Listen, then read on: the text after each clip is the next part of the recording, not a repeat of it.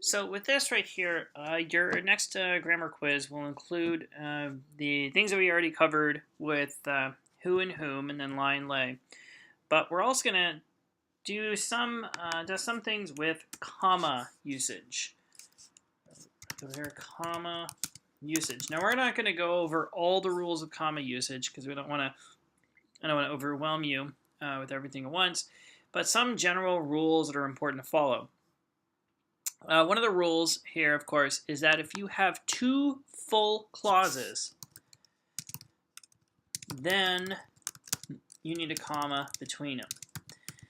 Now, what that means, when I say two full clauses, what I essentially mean by that are two complete sentences. That's basically what a clause is. So in other words, let's say that you've got two clauses here of Fred went fishing, but he didn't catch anything. You can see that you have two clauses here, two basically complete sentences. This one, Fred went fishing, that is a complete sentence. And we'll make that green there. So Fred went fishing, that's a complete sentence, and then he didn't catch anything, that's another complete sentence. That dark blue. And so you see here that we have a comma and a conjunction between the two.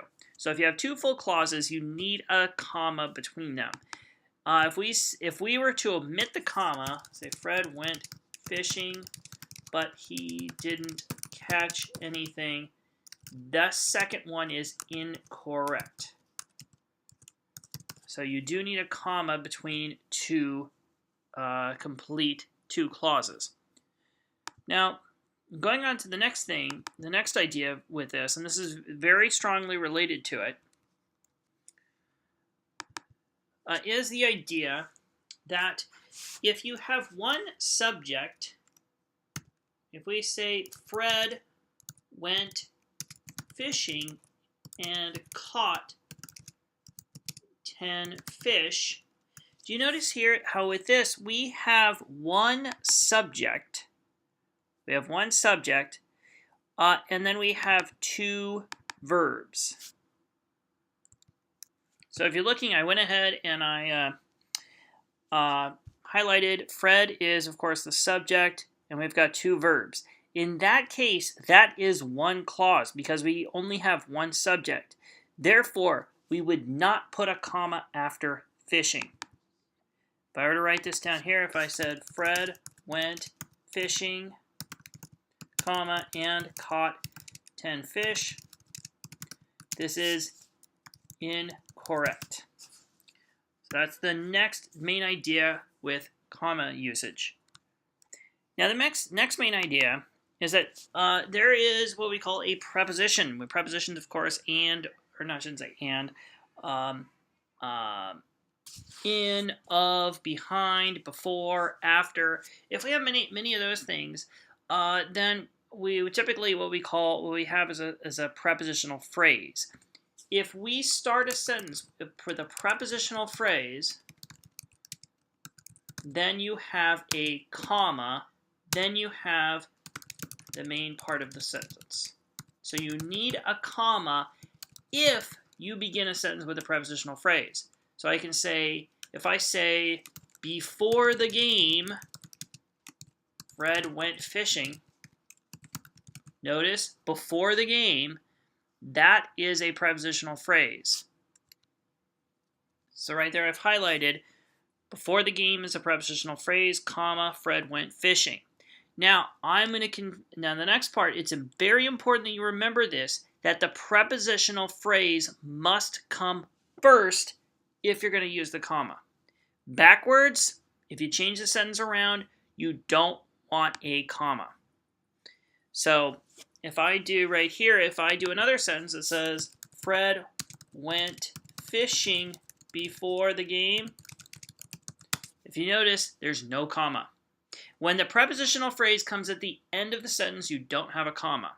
If you have the prepositional phrase at the beginning of a sentence, you need a comma right there. I know that's really crazy, and I know that that's a weird rule of the English language, but it is a rule nonetheless, and you will be expected to know that for next week's quiz and for the HSBT. Now, the next thing is that if you have a sentence and then you have an adverb, you don't want a comma, no comma in between.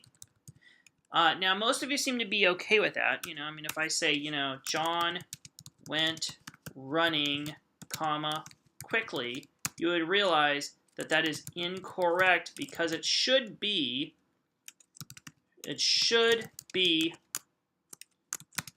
John went running quickly.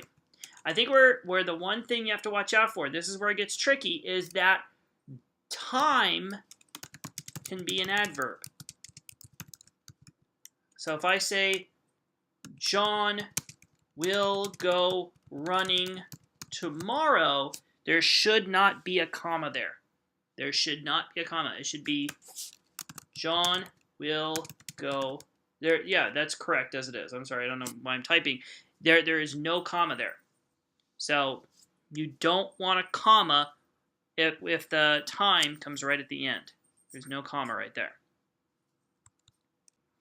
And then the last main idea is that you should not have a comma, no comma, between a subject and a verb. Okay, between a subject and its verb, unless there are some few weird exceptions that we're not going to worry about right now, but just in a basic standard sentence, you should not have a comma between the two. I would not say Fred, comma, went fishing yesterday. That is incorrect. There should not be that comma there. This is where it gets tricky. The thing that's tricky, and I will throw this to you. I will most likely throw this to you at the quiz, and you will definitely see it on the HSBT. Is people might say Bob, Fred, and Sally, comma, went to the pond to catch trout. I think trout are freshwater fish. I have no idea. But the point is that this comma right here does not belong there. That comma should not be there. So that sentence is incorrect. It should be Bob, Fred, and Sally went to the pond to catch trout. And so those are the main ideas that you will find on the quiz next week.